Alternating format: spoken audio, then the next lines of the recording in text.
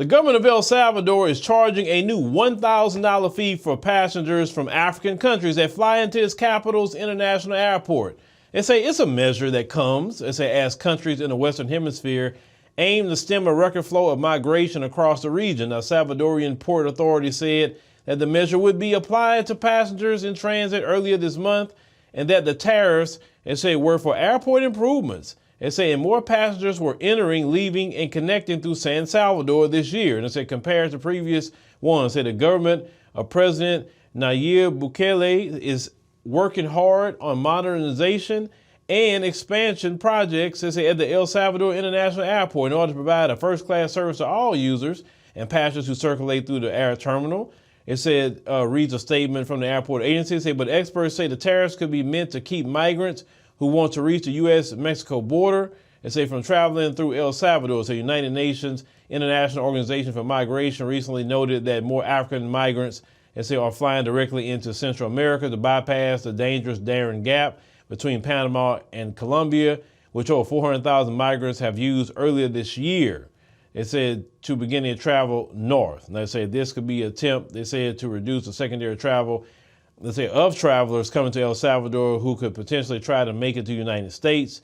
Ariel Soto is a senior policy analyst at the Migration Policy Institute. Now, Ruiz Soto noted that people from many of the countries on the list need to get visas and purchase expensive tickets to travel to El Salvador. So the new measure will likely be an additional barrier for those who see the country as a springboard to the United States. And a list of nations Salvador published that will see the $1,000 fees includes over 50 countries in continental Africa, as well as its offshore islands, such as Seychelles and Sao Tome and Principe. Nationals from India are also included. The airlines have to send the government a daily list of passengers for those countries, as well as their flight information in and out the country. The airport agency said the airlines would then be charged the fee plus tax for every passenger from those countries they fly in.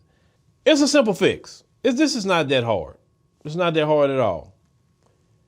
What the governments have to do of those African countries is say, okay, El Salvador, you're charging us $1,000 for any of our people coming to your country? No problem.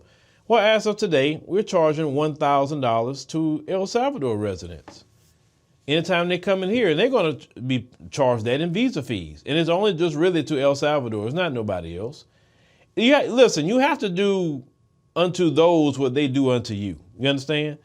That's the only way people get it. Because if you don't do unto those what they do to you, when it comes to government and politics, then it becomes bullying. And when you allow a person to bully you, they're going to do more and more and more to you because you took it the first time. So you're going to sit up there and allow them to do more and more to you. At the same time, if you are running from your homeland and fleeing your country to try to come up here, I'm telling you, the United States can't take all of you. They can't.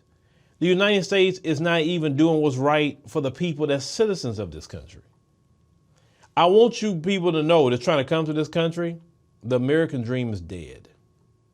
What do I mean by the American dream is dead? You cannot just afford a home anymore like you used to. Get that job, that one job to pay for that home, that one job to send all your kids to college, like back in the day. It's so expensive that unless you got just a really high paying one job, it's going to send your wife to work. Your wife going to have to work if you don't make a certain amount of money as a man. It's not easy to get those high paying jobs either. So you being an immigrant coming to America, you're not going to just come in and get those high paying jobs. You're going to get low skill, low pay labor jobs. And let's say you can scale up and you'll make some more money. Still, it's not easy getting a home. Listen, they got citizens of the United States that can't even buy a home anymore. Can't buy it. The stigma of grown children staying in the house is literally left now. At one point in time, it was like, you're not going to be in here. You 18, you got to go. And they can go and get an apartment. Apartments are running in cities $1,700, $1,800, $1,900, $2,000 a month for a one bedroom. And we're not talking about on the high end of town. We're talking about regular working class in the town. They're jacked up the prices that much. Our government isn't regulating the cost. Even the Democrats, the party of regulations, isn't doing it. They're allowing real estate to run wild in this country. So if you're going to come up here, understand that. People are upset by that. And when they see you come in and the Democrats are giving the resources that belong to the people who can't even get their American dream and giving it to you, then you're going to see how people are going to be upset when they see you coming. Chicago is one of the most outspoken cities right now, and I'm proud of them. And they need to spread to every American city. Because American citizens need to get their American dream first. So I would say y'all probably want to go to either somewhere else or, better yet, fight for your homeland. Fight for it. Fight for it. Stop running from your homeland. Fight.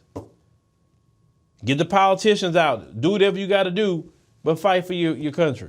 Fight for it. The solution isn't everybody running. That's not the solution. War, I understand.